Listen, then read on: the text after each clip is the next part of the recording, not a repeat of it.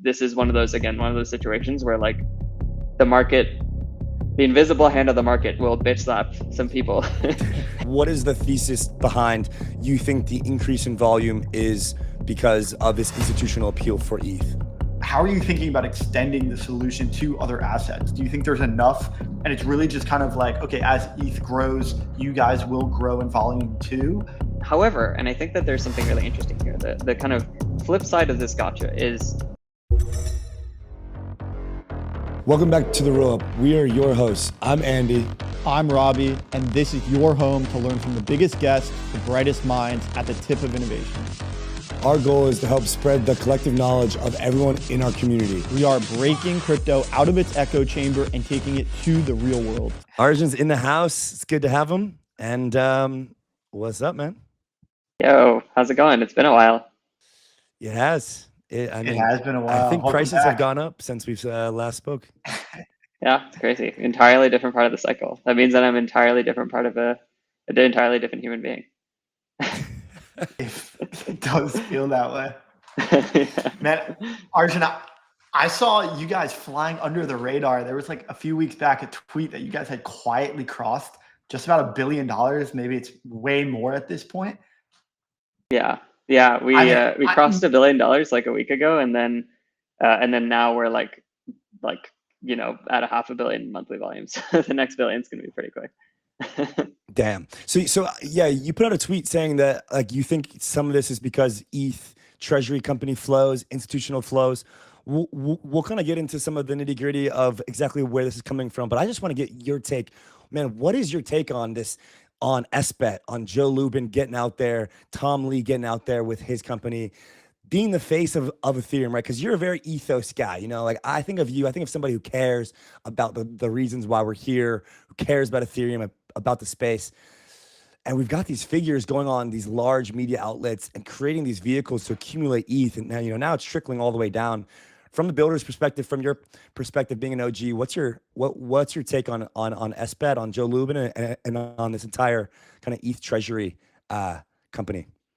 Yeah, it's a great question. I think like obviously there's a lot to it, right? I think overall like super happy to see this, right? There's ETH institutional adoption has been a long time coming. We've been saying it literally for like 10 years, or like, oh, the institutions are coming, now, like that's actually happening. So I think everyone has like been so far so like got rugged so many times by that statement that eventually people stop believing in it, and then like or at least we're like, no, this time is not going to be the time, and then this time is actually the time where it's happening, which is crazy.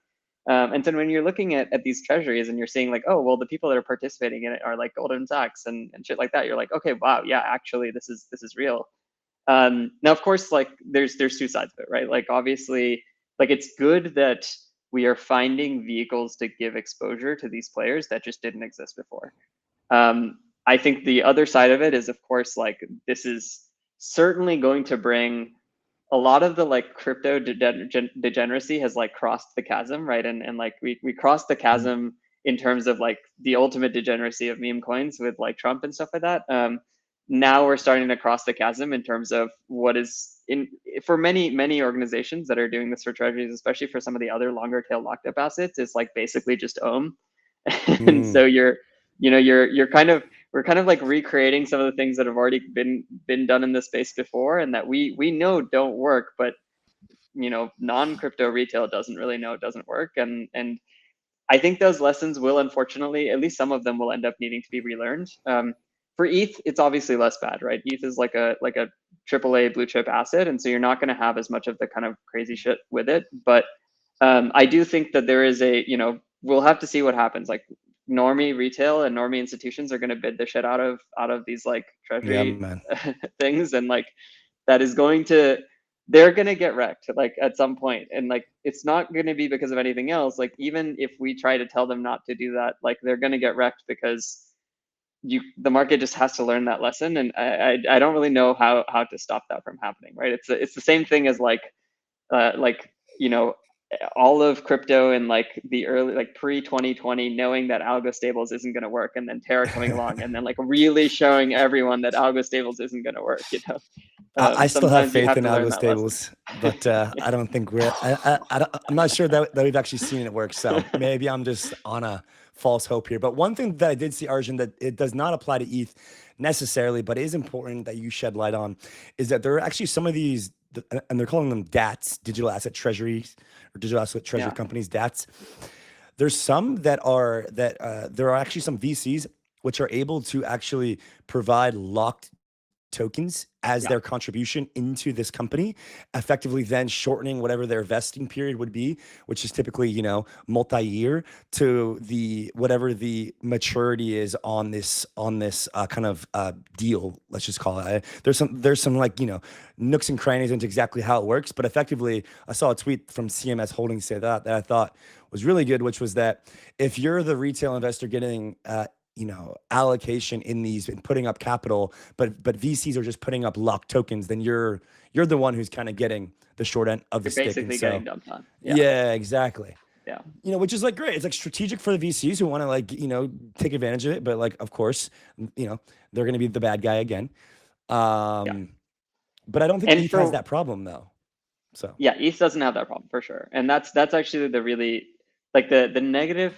So obviously there's going to be like shitty things that come out of the ETH treasury stuff. That's mostly just going to be like retail hype, right? Retail like bidding this out of proportion of like what the underlying NAV is. But at the end of the day, like you can't. It's not like ETH the asset is being manipulated. It's not like ETH the asset is anything other than this like very, very awesome, incredibly neutral store of value and public good, right?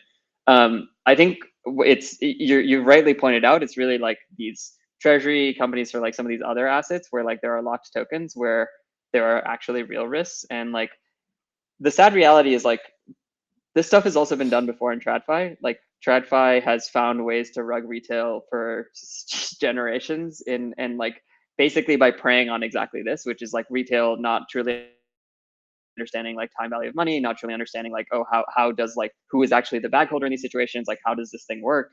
And I think I do fear like, you know, a lot of basically what has happened recently within the space of VCs having like lockups and like, you know, bidding up token valuations, launching tokens at super high prices for things that don't really end up getting traction, or it's just like an unrealistic price, and then getting liquidity by like selling OTC or finding ways out of those lockups, and then retail getting dumped on. Like I do fear that in some ways the like longer tail treasury companies is basically an attempt, now that it's stopped working on crypto retail, it's an attempt to now shift it over to like TradFi retail, right?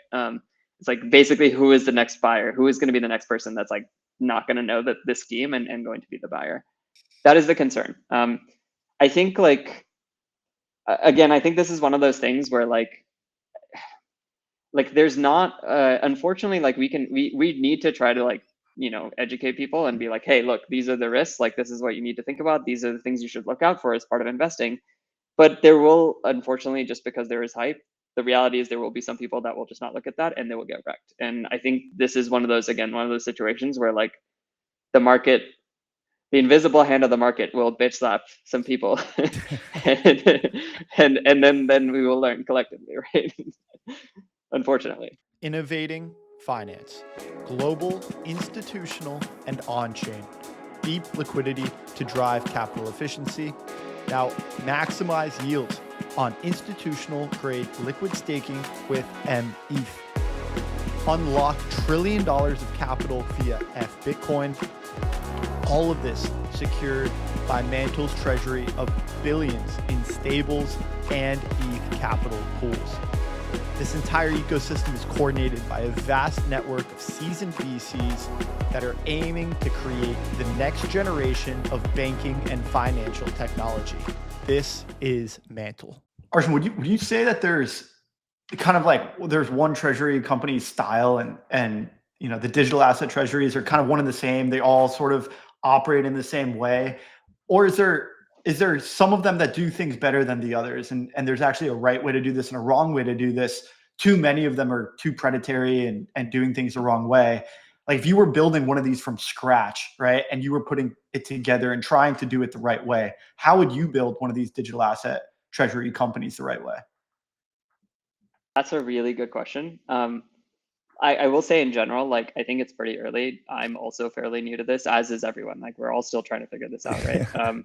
I think like we just don't know yet what the playbooks are, and like people who are very, very good financially are the ones that are kind of able to navigate this, like in like just, and I don't just mean that within crypto. I mean like understanding the regulations outside of this space and understanding like what kinds of like legal structures are able to be used to actually make all of this work, right? I think those people have like an advantage here.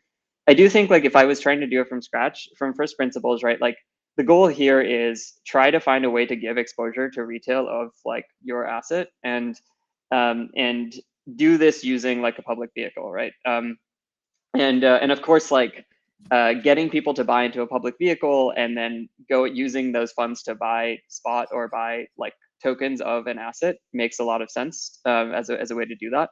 And it's basically just like an SPV, right? The ways to do it correctly are to have one, like very, very strong reporting and clear understanding around like what are the assets underneath. Those assets do need to be liquid. Like you shouldn't be like buying lockups. I don't think that makes a lot of sense. You shouldn't be engaging in like transactions directly with insiders. Ideally, like you should be buying like market makers or spot, and like buying over a longer period. And then I think like, yeah, I think it's basically about like finding the right ways to have like responsibility to shareholders, right? Like technically, if you're a public company, you have a fiduciary obligation to your shareholders. Unfortunately, a lot of public companies, also similar to crypto companies, don't really seem to care about that, but like that is technically true, right? And so I think you have to sort of maintain that fiduciary obligation by like making it very clear to them, like, hey, like this is not a risk-free vehicle, right? If you're investing in this thing and it's trading at a premium, maybe it's worthwhile to have that premium, but if it's beyond a certain point, like that doesn't necessarily make sense. You have to sort of like ideally like release information about like what the financials of this thing look like and what price actually makes sense. Yeah, man. I mean, that is like, so I don't know if there's any like right way to necessarily do this um from the lens of actually trying to, you know, I think it's just an education thing. I mean, Yeah. I think you're right. So with that being said, I'd like to shift over to Everclear and to some of the work that you guys have been doing. So we got a little confetti for you today and a little money rain going on because you guys have crossed 1 billion. Congratulations, pushing on 2. We're gonna do some money rain and some confetti. How does this tie in? So where does the ETH institutional appeal tie into Everclear's clearing product for cross-chain transactions? How have you seen flows kind of come, or like, you wrote that tweet today, like what is the thesis behind you think the increase in volume is because of this institutional appeal for ETH? Yeah.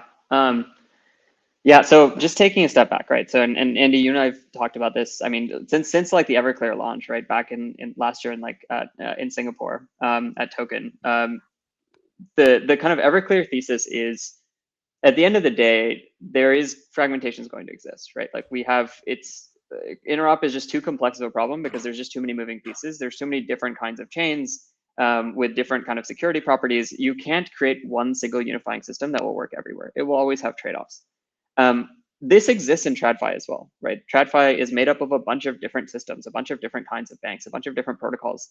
And the way that this is solved in TradFi is clearance, which means that you have some entity in between that is responsible for like basically processing all of the transactions going in different directions, batching them and netting them down. So you're only settling the final delta between chains or between banks or whatever, right? So a good example here is like Visa. When you go and you pay with a credit card with Visa, a payment is not immediately completed at the point, like when you go and buy a coffee, right? Visa makes a promise to the merchant, to whoever you're buying coffee from, that like this payment will be completed. And what they do is they take all of the payments that are happening around the world during a day or a half day or whatever period, and they like net them off against one another, which means if there's like $1 million going from Bank of America to Chase and then 500K going from Chase to Bank of America, they just turn that into 500K going from Bank of America to Chase, right? The same kind of thing exists in crypto across chains. Like when you look at all the flows that are going between chains, there's a lot of things that are just canceling each other out all the time. And like this is especially true in this world that we live in today, with Intents and Intents obviously being now like the dominant, basically the only form of bridging that exists, right? Like even Stargate is launching an intent protocol. Like every single major bridge is now an intent protocol, which is crazy. Hyper intentification has happened.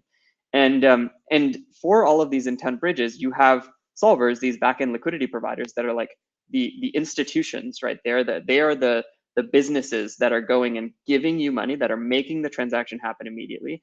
And then they are taking on the overhead of dealing with cross-chain. Now, these solvers, the interesting thing about them is they don't care as much about time. As a user, when you're bridging or you're doing something across chains, you want that to happen immediately, right? In seconds, ideally less. But a solver, like they're a business, they're making this, they're facilitating this for you, but behind the scenes, like they're okay if it takes like 15 minutes or 30 minutes, whatever, for them to get their money back and for them to figure things out. And what we found is like similar again to like TradFi, right? These institutional players, they have larger amounts of capital, they have larger flows, they want to send these flows across chains. What they care about is doing that in the most efficient way possible.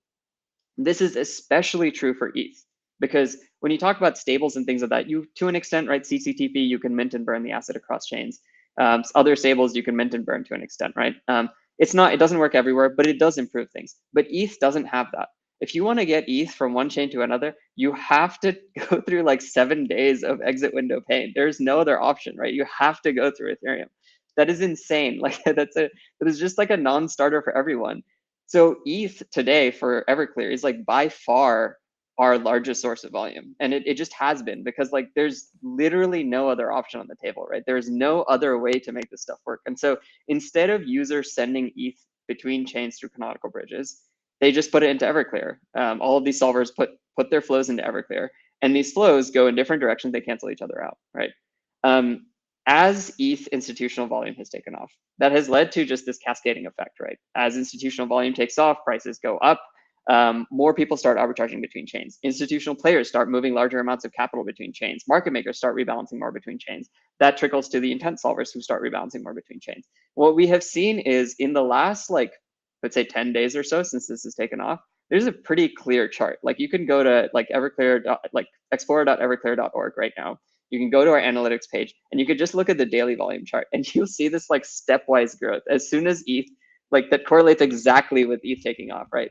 And it's entirely ETH volume. And it's coming from the fact that there is just no other way to do this. Like we explicitly built Everclear as a solution to the exact problem that exists today, which is awesome. Yeah, no, I mean, I was just, further confirming that the kind of the shift that you guys made was this very specific problem solving kind of shift that took guts to basically be able to do that. But it kind of, I mean, is there anybody else in the market who's doing rebalancing? So basically, like, maybe most other rebalancing, there's no DeFi protocol. There's no decentralized approach to rebalancing. That's what I thought. Today, it's just centralized exchanges. Yeah, and that's the thing, is like there are other people that have kind of thought about it or have slightly worked on it. Nobody's been able to get the traction because it's such a network effects oriented thing. And now we have gotten the flywheel going. People are starting to realize like, yeah, there's actually something here, which is awesome. This market has kind of like grown underneath us, which is something that we really predicted. And the sexes as well are starting to run into the same issues where it's like sexes are not like, they're not, magical. Like they also need to rebalance capital. It's just that right now they just eat all of those costs internally, but they pay those costs internally. And like they pay those costs in terms of keeping large amounts of deposits on every chain that they just don't do anything with, right? They're just sitting there, and they do this in order to have available liquidity. But like that is all lost opportunity, lost capital, right? Like it's just sitting there. And so like, yeah, even for these sexes, like we're kind of starting to see, like talking to a bunch of sexes, we're starting to see them being like, yeah, you know what? Like it would be so much easier. We'd be able to get so many more chains.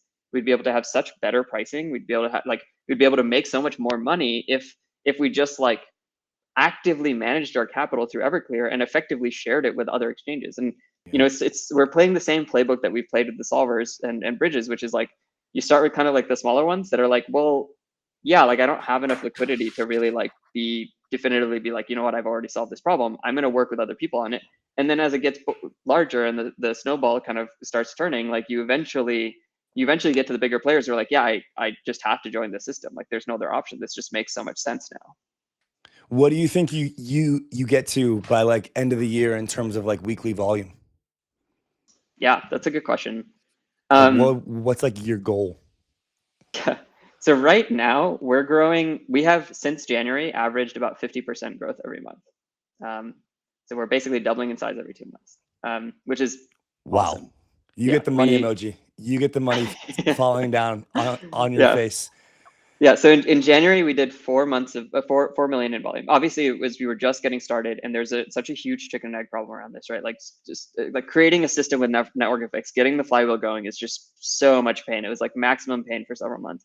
But this month is we're certainly going to clear half a billion. Sorry. I think we're actually intentionally trying to avoid things like growing in too fast, because we're like, okay, look, like, you guys have all seen like there's so many stories out there of protocols that just like overnight just explode. And while that's awesome, I think like they're also not very long lived, right? You do have to like sort of make sure that it's sustainable and stuff like that. So right now what we're trying to do is make sure like, hey, we just keep driving costs down, keep driving costs down. Like our cost basis has basically continuously been dropping, right? And so we want to try to keep up that trajectory, like 50% a month. And so that means in a couple of months we want to try to get to 1 billion. End of the year, hopefully it's like 2 to 4 billion monthly. So maybe 1 billion a week, Introducing Asset Runes, the future of decentralized finance. Stablecoins natively on Bitcoin. Hedge against volatility. Diversify your portfolio. All directly from your Bitcoin wallet. Secured by ZK technology. This is Asset Runes. Available now, exclusively on Starknet.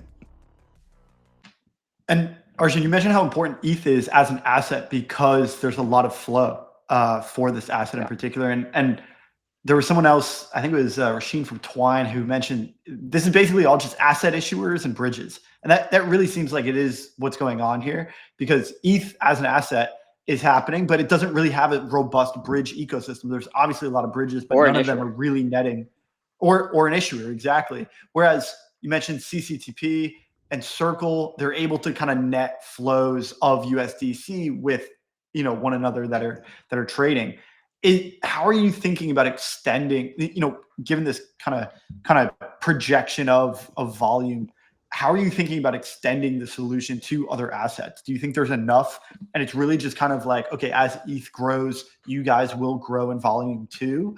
Or are you thinking about other assets and how you're going to facilitate and support asset issuers with a bridge ecosystem as they get to be more widely used as payments?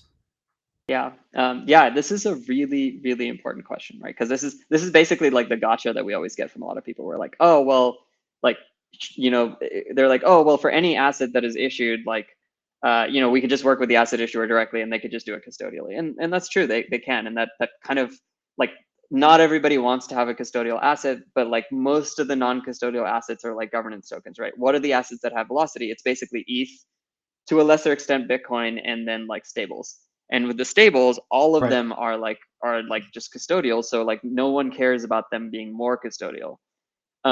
However, and I think that there's something really interesting here. The kind of flip side of this gotcha is there are a ton of stables, and they effectively play the same function in the market, right? They're not like, as a user, as a stable issuer, like, yeah, there's a difference between pay USD and USDC and USDT and USD whatever, right?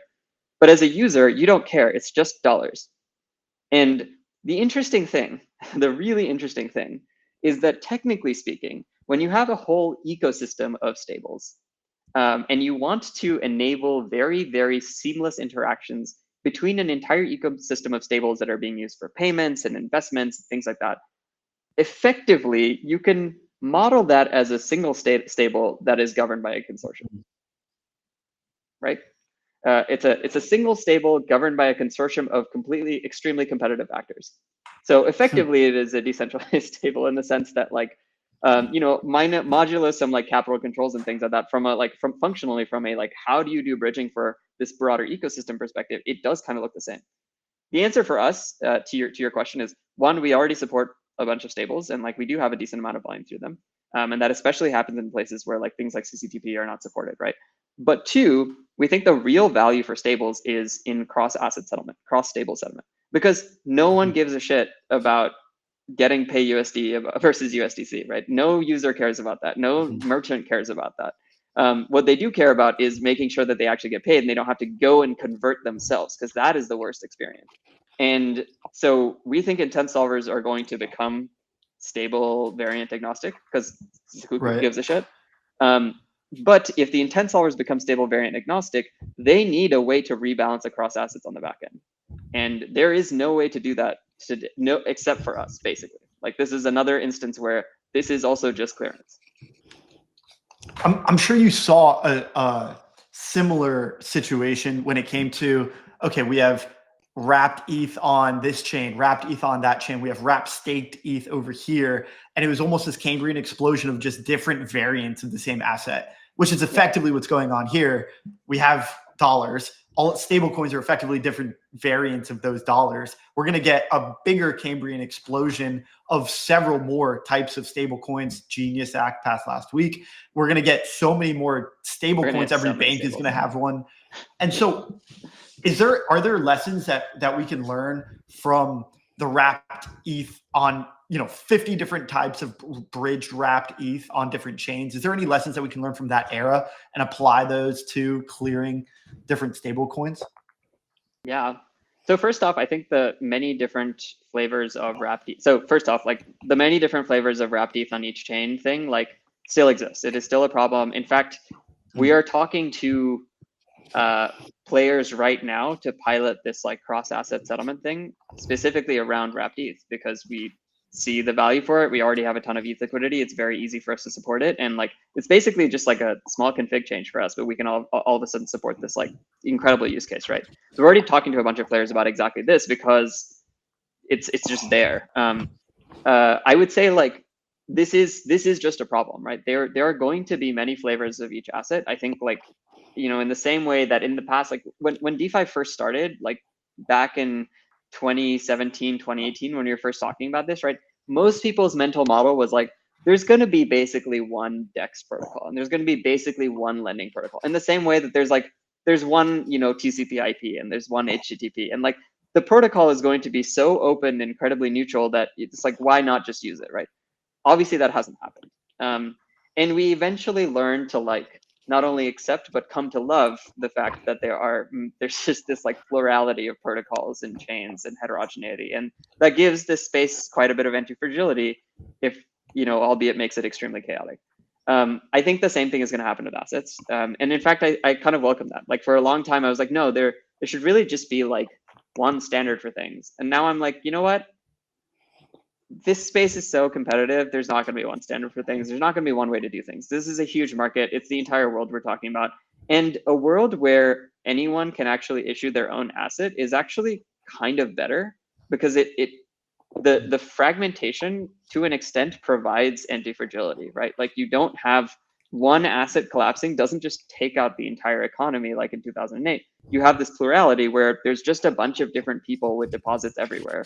Now, of course, there is still the underlying kind of root of trust, which is the U.S. government. That's why ETH, in the long term. But I do think that there's something to be said about like embrace the fact that there's going to be many stable coins, and lean into the fact that things like Everclear and eventually other clearing protocols, right? I don't know if you guys have seen, but there are other people that have launched protocols for clearance. They're targeting slightly different markets, but it is starting to happen. And this is just like TradFi players that are coming in being like, yeah, we should build a clearinghouse on a blockchain. I think those people will lean into the same thing. Interesting. Well, Arjun, man, it's been a pleasure to catch up. Thank you for joining us last minute notice here. And again, congrats on the on the growth. We're going to send you off with some confetti here for your 1 billion, 2 billion soon, hopefully 10 billion at the end of the year, if you guys allow yourselves to grow that fast, sir. That's how we do it. Appreciate it, Andy. We can't scale too fast. You can't. You seriously can't. All right, Arjun. Thank you, man. See you soon. Thanks, Arjun. Yeah.